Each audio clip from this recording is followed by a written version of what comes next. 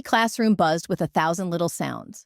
Pencils tapping on desks, sneakers squeaking against the floor, the low hum of chatter that filled every corner of the room. For most children, it was the ordinary rhythm of school life. For her, it was a world locked behind glass.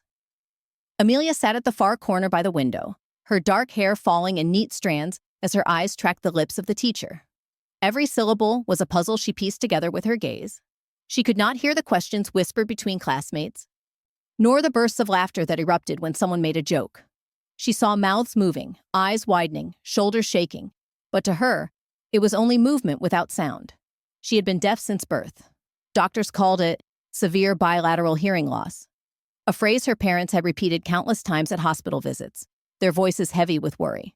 Amelia didn't remember a life before silence. Silence was all she had ever known. Yet as she grew, silence was not the hardest part. It was the feeling of being invisible in a world designed for noise. When the teacher turned toward the blackboard and spoke with his back to the class, Amelia's hands gripped her notebook tighter. The words were gone the moment his lips disappeared from view. She scribbled fragments, guessing at what he might have said. A wrong guess could mean a wrong answer. A wrong answer could mean ridicule. Her classmates noticed. Children are sharp observers, sometimes sharper than they should be. They noticed how Amelia strained her eyes when someone spoke, how her head tilted slightly, as if reaching for a sound that would never come. And though none of them had ever known what it was like to live in her silence, they judged anyway. During recess, she often sat alone. The playground was an orchestra of sound she could only imagine. The shrill whistle of a teacher calling for order, the squeals of children chasing each other, the pounding rhythm of a bouncing ball. Amelia's world was quieter, lonelier. She would trace lines in the dirt with her shoes, pretending she didn't notice the others gathering in groups, pretending she didn't see their curious glances. At home, her parents tried to soften the edges of that isolation.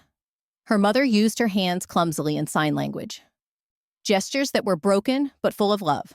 Her father worked long hours but returned each evening determined to teach her words by pointing to objects and slowly mouthing them. Book, chair, window. It was their way of telling her, you are not alone. But love, though powerful, could not shield her from the truth of the outside world.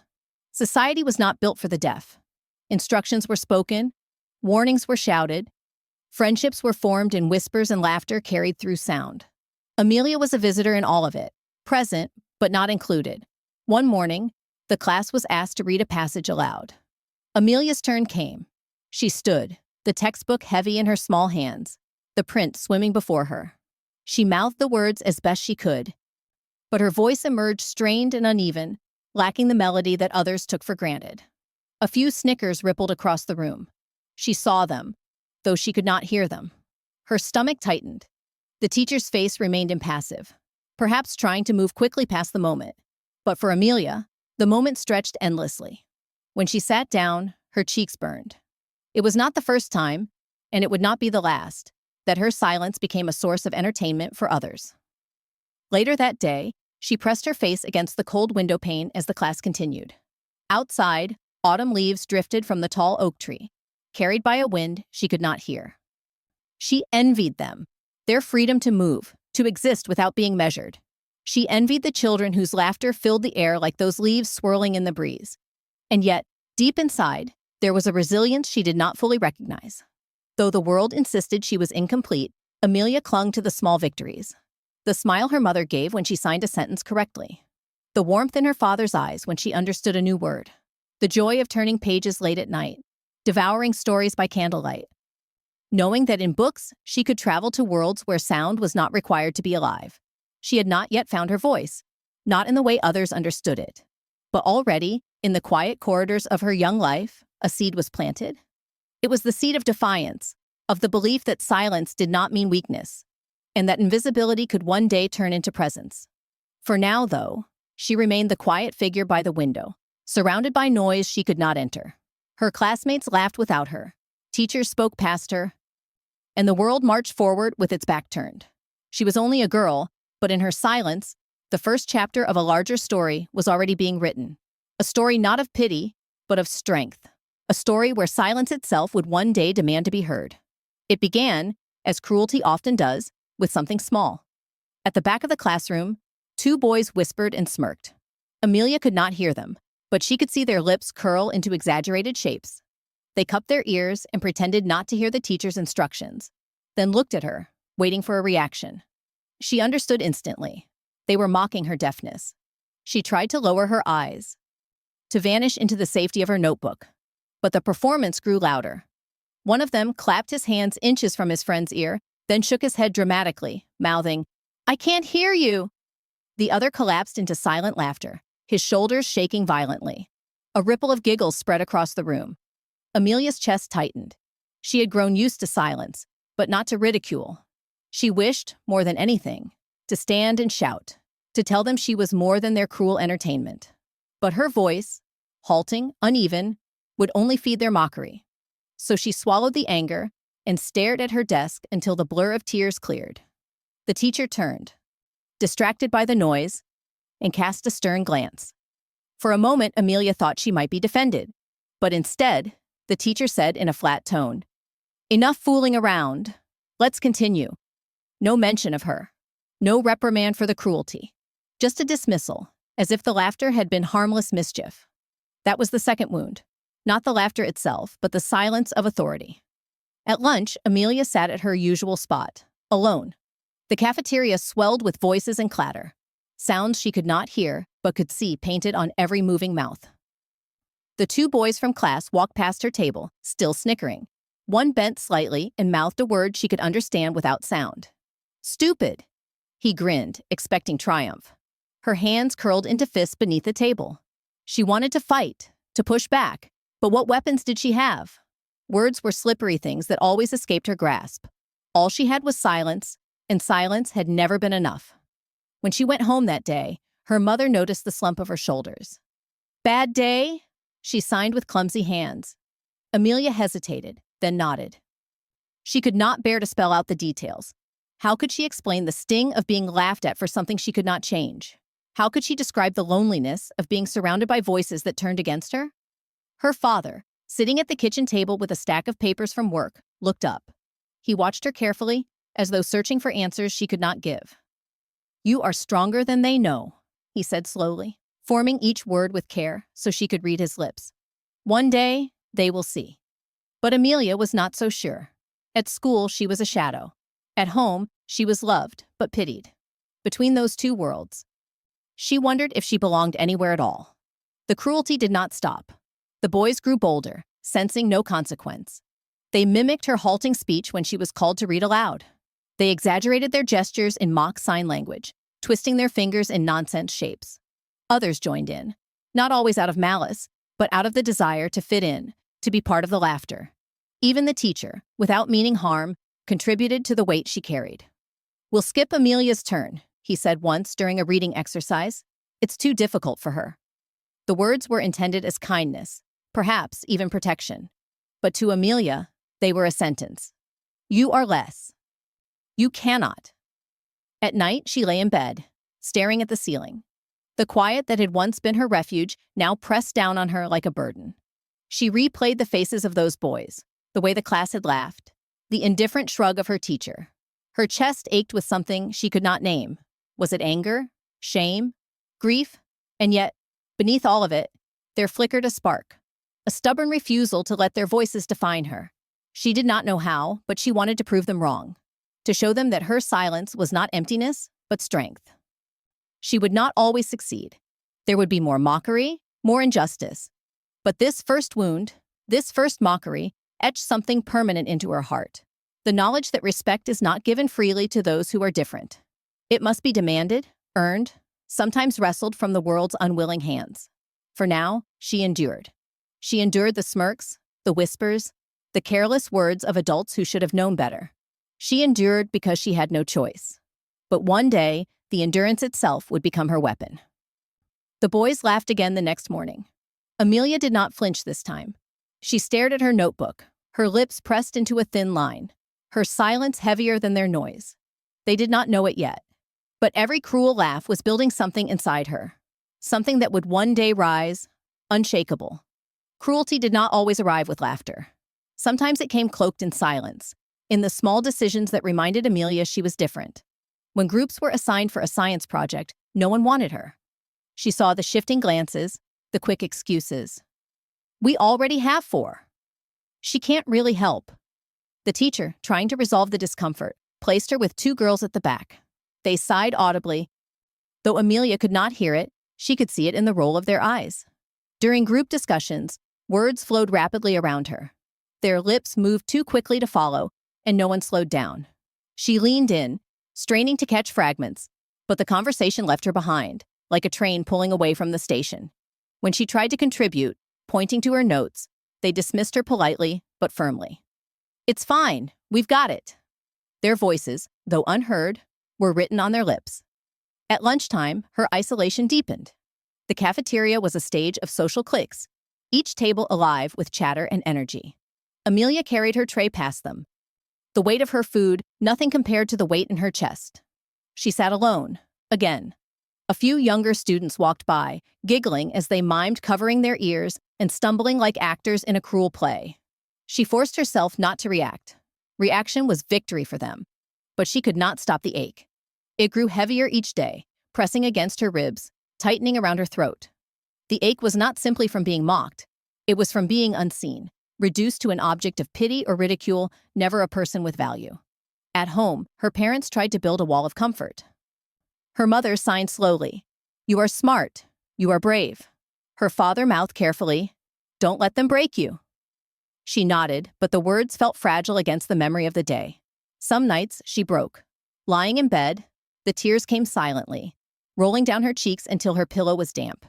There was no sobbing, no cries that could be heard, only the trembling of her body in the darkness. The cruelty of her classmates echoed louder in her mind than any sound could have. Stupid. Can't help. Doesn't matter. She hated those words. Not just because they hurt, but because a small part of her feared they might be true. The pain of being looked down on was not always in the obvious jeers. It was in the subtle dismissals. The teacher skipping her turn to spare her embarrassment. The classmates whispering secrets right in front of her. The invitations never extended because she wouldn't understand. Each act was a reminder that she lived in a world where belonging was conditional, where her difference was a barrier others did not bother to cross. One day, after class, she lingered by the lockers, gathering her books. 2 older boys passed by. One muttered something, then tapped his ear, smirking. The other mimed, clapping loudly behind her back, as if testing whether she could hear. She caught their reflections in the metal of the lockers. She stood frozen, her face burning. When they left, laughter trailing behind them, she pressed her forehead against the cold steel, trying to steady her breath. She did not want to go back the next day. She told her mother she was sick. Her mother studied her, eyes soft but knowing. She did not argue, only wrapped Amelia in a blanket and held her until she fell asleep. But absence was no solution. The next morning, Amelia returned, shoulders tense, bracing for more. And more came. Always more. Yet within that pain, something else stirred. Each cruel dismissal lit a fire that smoldered quietly inside her. She could not extinguish the pain, but neither could they extinguish her resolve. Somewhere deep within, she whispered to herself words she could not voice. I am not what they say I am. I am more. The world saw only her silence, but silence was not absence. Silence was a container, holding her anger, her grief, and soon, her strength. For now, though, she carried the burden alone. The days stretched long, filled with the weight of eyes that looked down on her, voices she could not hear but felt cutting into her soul. She endured, because that was all she could do. The pain became her constant companion, and though it threatened to crush her, it also carved something sharp within her, a determination waiting for its moment to surface. The shift began quietly, almost by accident. One Saturday afternoon, Amelia's mother brought her to a community center on the edge of town. The building was modest, brick walls, flickering fluorescent lights in the hallway, but inside, something unexpected awaited. As they entered, Amelia froze. Across the room, a group of people were signing to each other. Their hands moved in graceful arcs, their expressions vivid and alive. There was laughter, not the cruel, mocking kind she had endured at school, but genuine joy. For the first time, Amelia was surrounded by others who spoke as she did, without sound, but not without voice. A woman with kind eyes noticed her, walked over, and signed, "Hello, what's your name?" Amelia blinked. Someone had just spoken to her. In her language, fluently, without hesitation. Her fingers trembled as she spelled out her name. The woman smiled warmly, repeating it back with perfect clarity. Something inside Amelia cracked open. For years, she had lived like an outsider, forced to stretch her eyes and imagination to grasp the edges of conversations. Here, words were not elusive. They were alive, dancing in the air between hands. Here, she was not a shadow. She was seen. Her mother introduced her to the group, explaining clumsily in both speech and broken signs that her daughter had few friends and had never met a deaf community before. The others welcomed her with enthusiasm. One boy about her age showed her a joke in sign language, his expressions exaggerated for humor. She laughed, really laughed, for the first time in months. The room was filled with people who had lived her struggle. Some wore hearing aids, others none. Some signed rapidly, fluidly, others more slowly. But all of them carried the same resilience in their posture, the same defiance in their eyes. They had survived a world that doubted them. And still they thrived. That day marked a turning point. Amelia began attending weekly gatherings at the center. Each time, her signing grew stronger. The movements of her hands became smoother, her expressions bolder. With every gesture, she unlocked a piece of herself that had long been hidden. She no longer needed to rely solely on reading lips. No longer felt the constant fear of missing something important. Among the deaf, communication was not a burden. It was a celebration. At home, she practiced diligently, teaching her parents new signs. Her mother's movements were awkward at first, but Amelia corrected her gently. Her father, exhausted from work, tried too, and though his signs were slow, his determination filled Amelia with warmth. For the first time, dinner conversations did not feel like battles. They were imperfect, but they were hers. School remained difficult. The mockery did not vanish, nor did the dismissals. But something inside Amelia had changed. She carried the memory of the community center with her, the echo of hands moving, the laughter that needed no sound.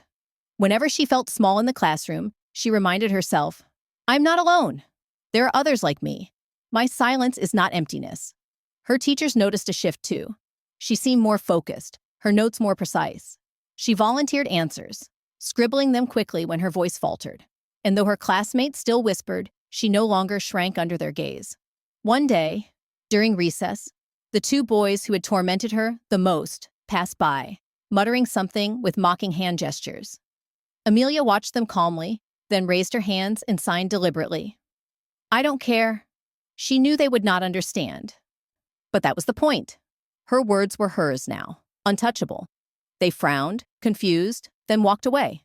For the first time, she felt power in her silence. That evening, she returned to the community center with a new energy. She told her new friends, this time without hesitation, about the incident. They laughed, not at her, but with her, because they understood. One older girl signed, "They don't matter. We are strong because we are deaf." It was the first time Amelia had heard those words. Not with ears, but with eyes, and with her heart. A small ray of light had broken through the darkness of her days. It did not erase the cruelty, nor did it magically change the world around her. But it gave her something she had never had before. A foundation, a place where she belonged. She began to dream, not of being normal, but of being whole as she was. The world outside still misunderstood her, still looked down on her, but now she carried with her the certainty that her voice existed, even if it was spoken through her hands. That certainty, small but unshakable, would guide her forward. And soon, it would lead her to the moment when the world could no longer ignore her. The nights belonged to her. When the house grew still, when her parents' footsteps faded and the hum of life outside the window softened into darkness, Amelia lit the small desk lamp in her room. Its glow fell over her notebooks, her open textbooks, and the worn dictionary her father had bought years ago. She worked in silence, but it was a silence filled with determination. Every evening, she traced the shape of words with her fingers, mouthing them carefully, comparing the lip movements to the pictures in her books. She practiced writing, filling page after page with sentences that grew stronger with time. Where her voice stumbled, her pen soared. It was not easy. Her eyes burned from the effort of lip-reading videos without captions, trying to guess the rhythm of speech. Her hands ached from signing to herself in the mirror, repeating each gesture until it felt natural. Yet she pushed on, night after night, because in these private hours, no one mocked her. No one doubted her. Her parents often peeked into her room, watching quietly.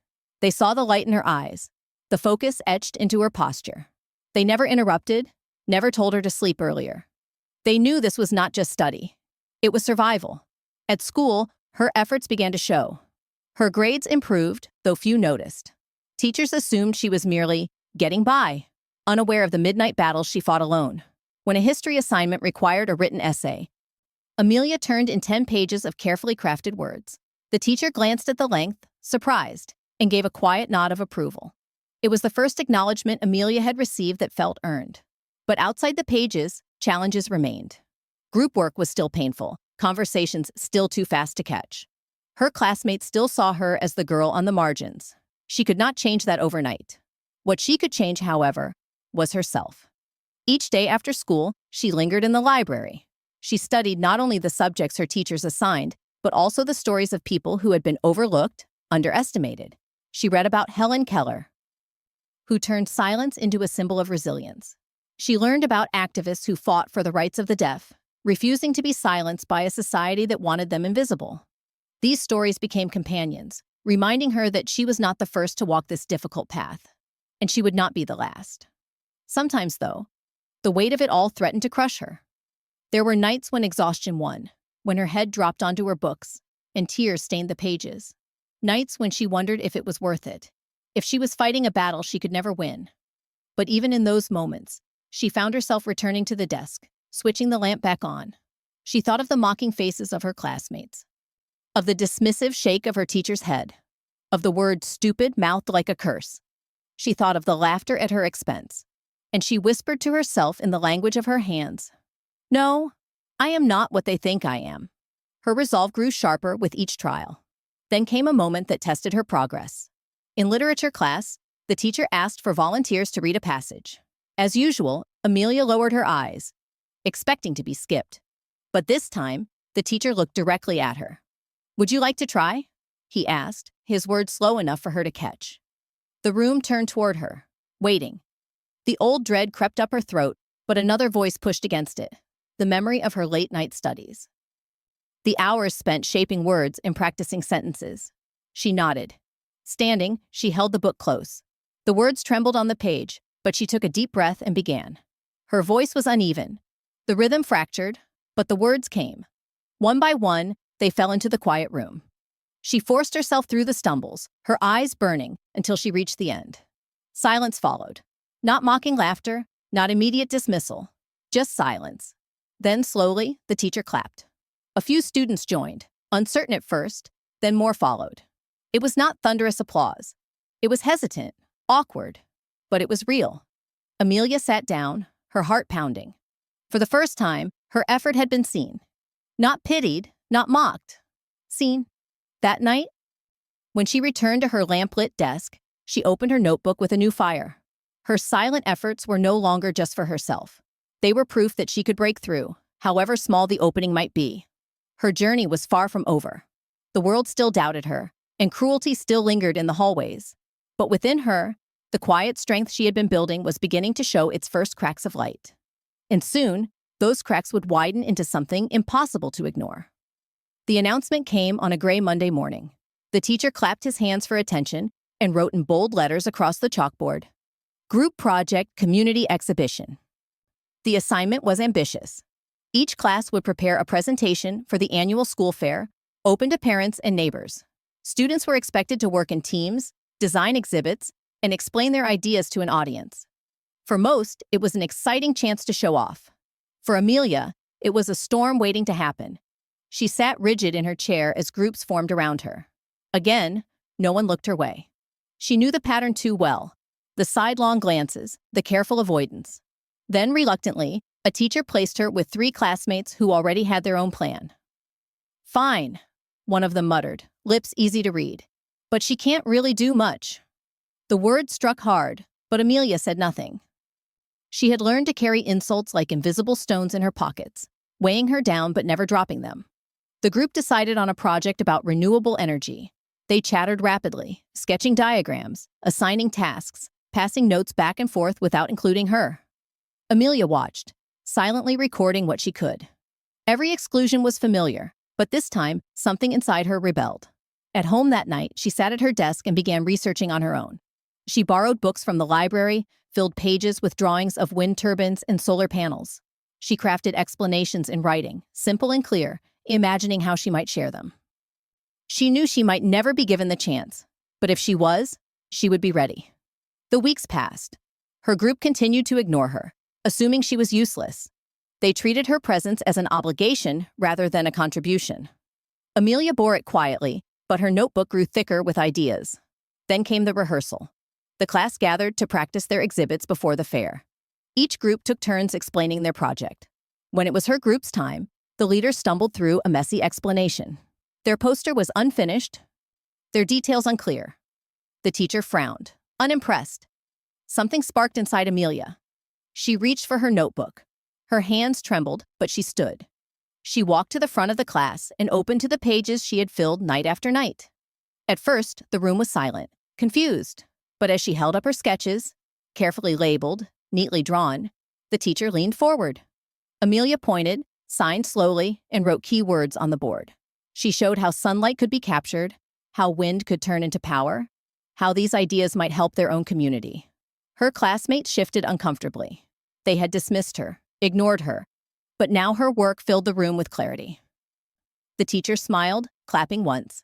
"Excellent," he said aloud, making sure to face her. His lips formed the word she had longed to see. Excellent. For the first time, the class did not laugh. They watched her with something new in their eyes.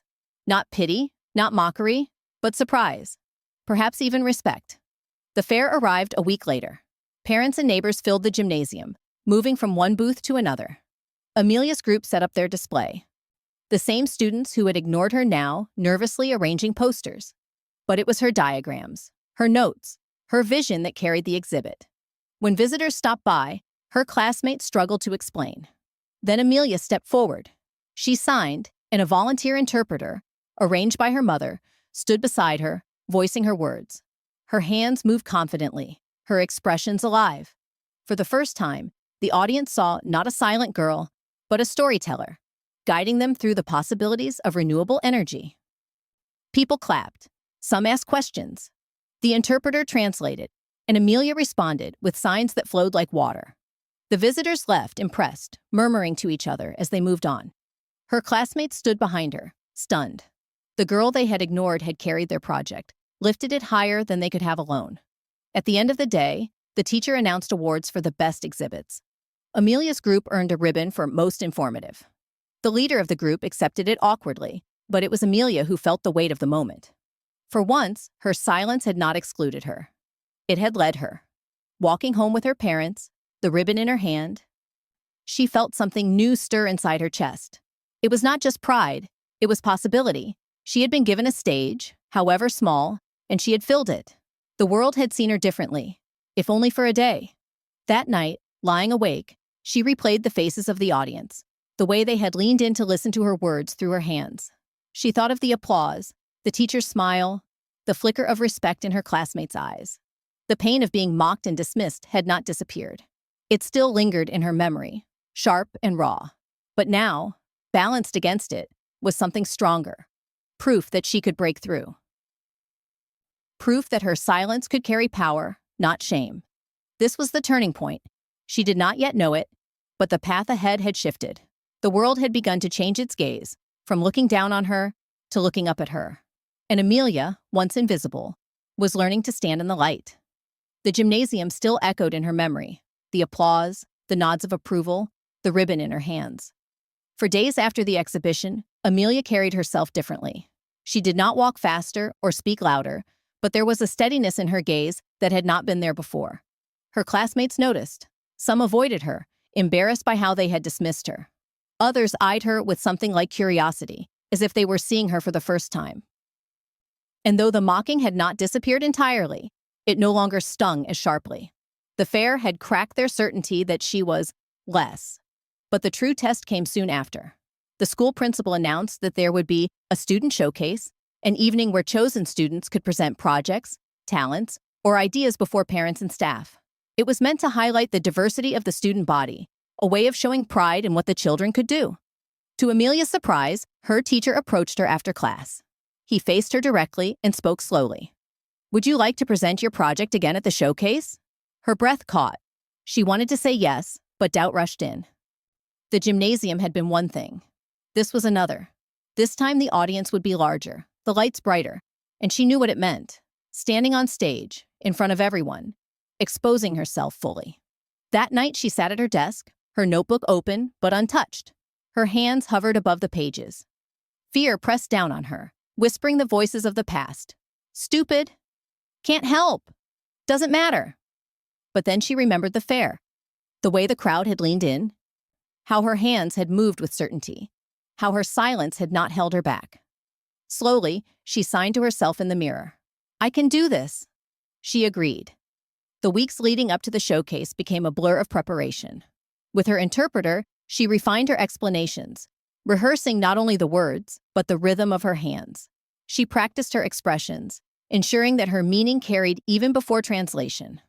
At night, she returned to her lamplit desk, her determination pouring into every movement. Her parents watched with pride. Her mother recorded her on a small camera so she could review her signing. Her father took time off work to sit in the audience during practice runs. For the first time, their daughter was not merely enduring, she was reaching. The night of the showcase arrived. The auditorium buzzed with chatter, parents filing into rows, teachers guiding students backstage. Amelia stood among them, her palms damp, her stomach knotted. The weight of the moment threatened to pull her under.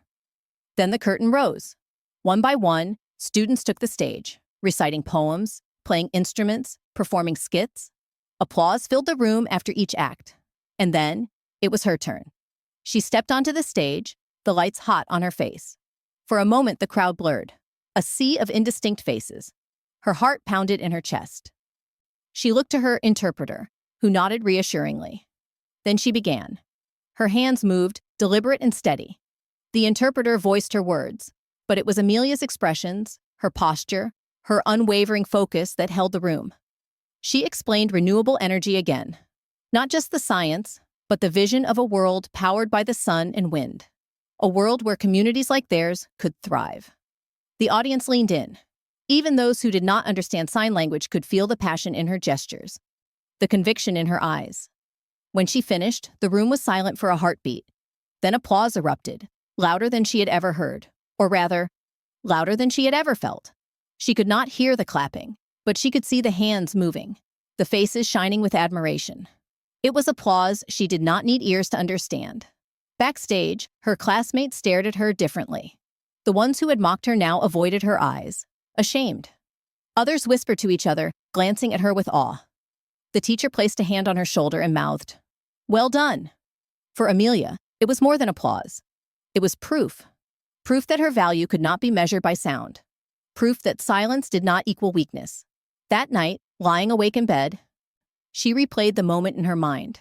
The lights, the faces, the rising tide of applause. She signed to herself in the dark.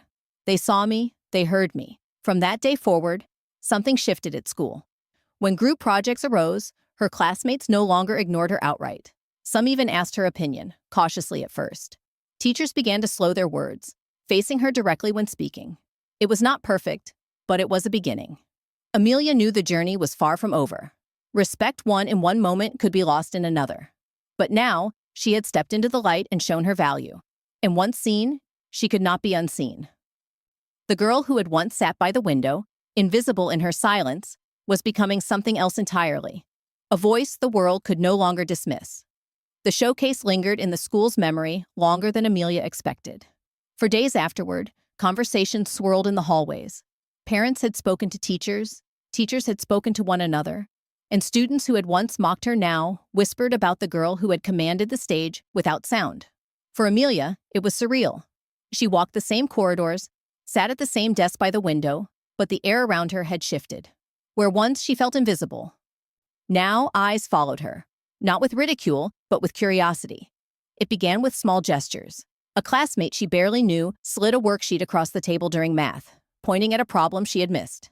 He smiled, not mocking, but genuine. Another asked if she wanted to sit with them at lunch. She hesitated, wary of hidden cruelty, but the offer was sincere. Even the boys who had mocked her most often seemed to falter. When they passed her in the hallway, Their smirks faded into awkward silence. One of them mouthed, "Good job," his lips clumsy but clear. It was not an apology, but it was something. The teachers, too, changed. They began to face her when speaking, slowing their words so she could read their lips.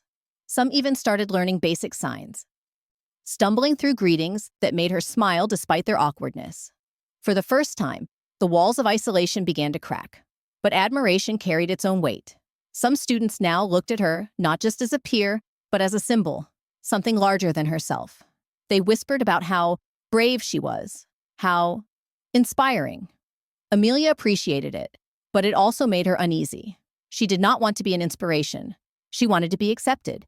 She wanted to be seen not just as the deaf girl who surprised everyone, but as Amelia, student, dreamer, ordinary and extraordinary in her own ways. One afternoon, she was called to the principal's office. Fear gripped her. Old instincts whispered of punishment, of trouble. But when she entered, the principal greeted her warmly. "I want you to know," he said, speaking slowly so she could catch every word. "You've shown this school something important. You've reminded us that talent and strength come in many forms. You've made us proud." Her hands twitched with the urge to sign a reply, but she simply nodded, her throat too tight for words. The transformation was not complete. There were still whispers, still pockets of ignorance. Some students continued to treat her with pity rather than respect. But increasingly, the balance tipped. Where contempt once ruled, admiration now took its place. The change was most evident during group projects. When the next assignment came, students did not avoid her. Instead, one girl approached her directly, asking, "Will you join our group?" The question was simple, but its weight was enormous. Amelia nodded, her chest swelling with a quiet pride. In that group, she contributed ideas, sketching diagrams and writing notes. Her peers listened, really listened. When the presentation day arrived, they insisted she be the one to share their work. Standing at the front of the room, interpreter by her side, she presented again, this time not to prove herself, but as part of a team that valued her. Afterward, her group beamed. "We couldn't have done it without you," one of them said, lips moving clearly. Amelia believed them. Admiration grew beyond the school's walls. Her story reached the local newspaper, a small article about the deaf student who inspired a community. Photographers came to the community center where she practiced sign language, capturing images of her hands in motion, her face lit with determination. Strangers stopped her parents in the market to say how proud they must be. For Amelia, it was overwhelming. She was grateful, but she also feared the pedestal they placed her on. She knew she was not perfect, not fearless. She still cried some nights, still felt the sting of loneliness. But she also knew something had changed forever. The days of being dismissed as useless were behind her. One evening, as she walked home under the fading light, she paused by the old oak tree outside the school. She remembered sitting by the window months ago, watching the leaves fall, feeling as though she were drifting alone. Now, the tree stood strong, its branches bare against the winter sky, waiting for spring. She realized she was like that tree, enduring seasons of ridicule, of silence, but growing nonetheless. She signed softly to herself, "They see me now." Contempt had been her first companion in school. It had weighed on her shoulders, bent her posture, dimmed her hope. But admiration, uneasy, imperfect, yet undeniable, was beginning to take its place. And in that transformation, Amelia found not just acceptance, but the first taste of respect. The girl once mocked for her silence was becoming a voice the community could no longer ignore. Respect, once given to her in fragments, began to ripple outward. The article in the local newspaper had been brief. Just a few paragraphs and a photograph of Amelia standing beside her science project. Yet its impact was greater than she imagined. People from the neighborhood approached her parents in the grocery store, telling them they had read about their daughter. Some offered words of admiration. Others asked how they could learn to communicate with deaf people better. For Amelia, it was disorienting. She was still the same girl who sat by the window, who had endured whispered mockery and cruel laughter. But now, strangers saw her as something more, a symbol of possibility. At the community center, the change was even more profound. Other children who were deaf gathered around her, eager to hear about the showcase, about the article, about what it felt like to stand on stage and be heard without sound. For the first time, she was not the one searching for guidance. She was giving it. One younger boy signed timidly. They laugh at me at school. Did they laugh at you too? Amelia's chest tightened. She nodded. Then she signed back. Yes. But one day, they stopped. The boy's eyes widened, hope flickering across his face. Amelia realized that her story was no longer only hers. It belonged to others like him, to every child who had been silenced by ridicule. Word spread beyond the center. A teacher from another school invited her to visit and share her story.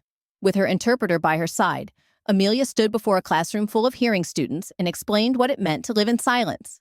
She showed them signs for hello, thank you, friend.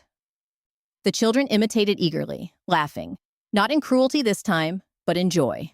When she finished, a girl raised her hand and asked, "Do you ever wish you weren't deaf?" Amelia paused. The question struck deep. For years, she had wished exactly that. She had prayed for ears that worked, for a voice that flowed smoothly. But standing there, surrounded by curious eyes and eager hands, she realized something had shifted. She signed slowly, her interpreter voicing her words. "I used to wish that, but not anymore, because being deaf is part of who I am. And without it, I wouldn't be me." The room fell silent, the weight of her answer sinking in. Then applause erupted, filling the space with warmth she could see, even if she could not hear. Back at her own school, the changes continued. Students began using simple signs with her in the hallways.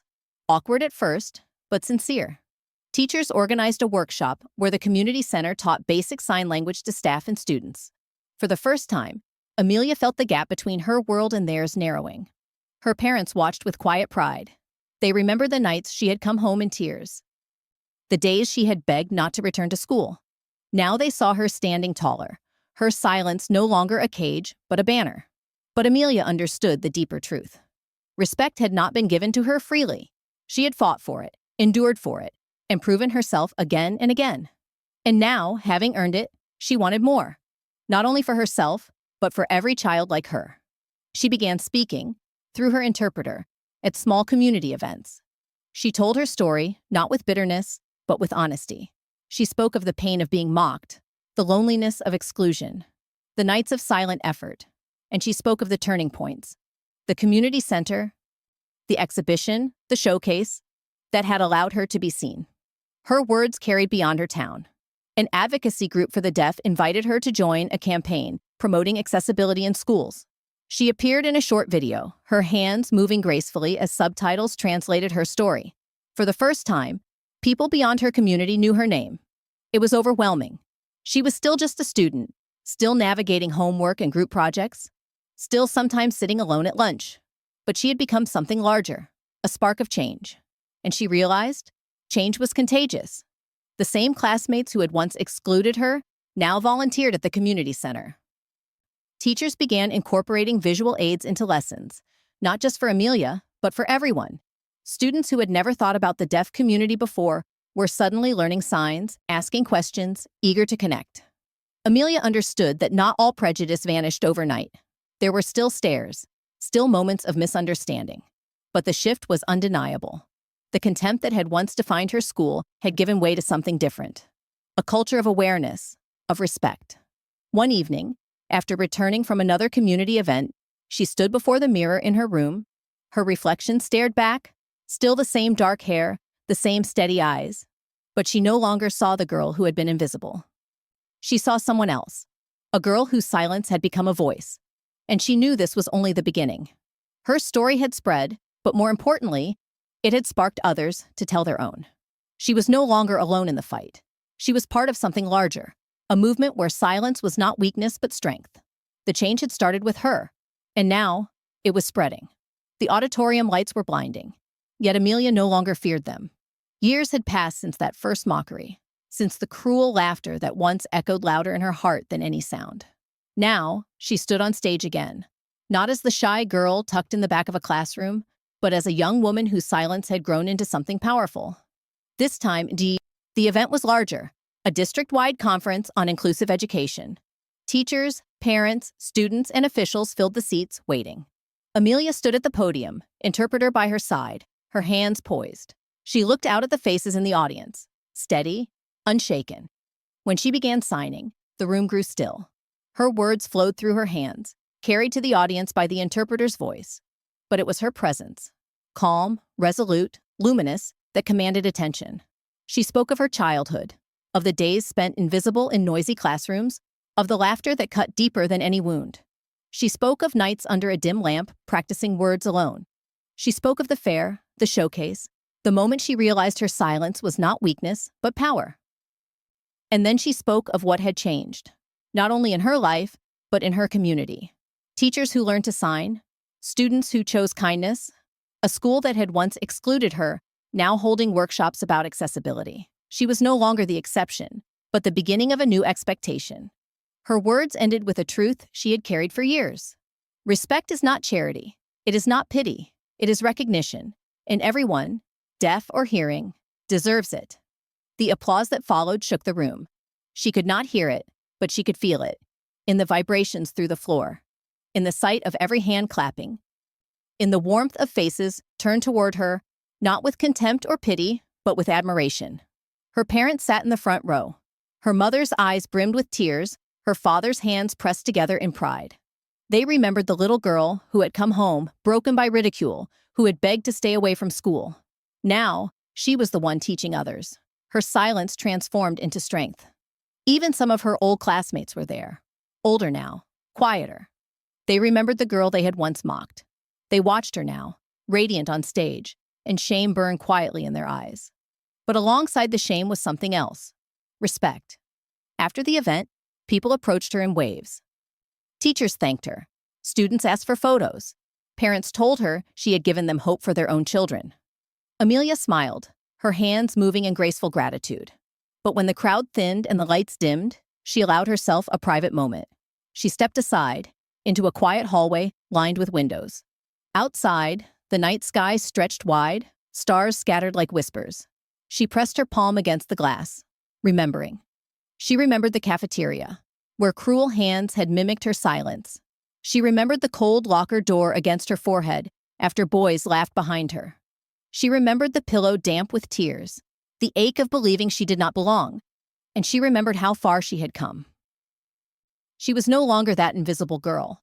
She was a young woman who had stood in her truth, who had turned silence into a language of power.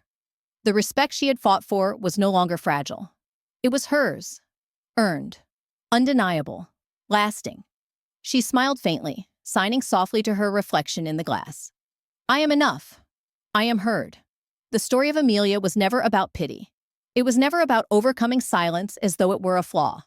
It was about dignity, about a girl the world tried to push aside, who refused to stay hidden, about a voice the world tried not to hear, that grew louder precisely because it came without sound.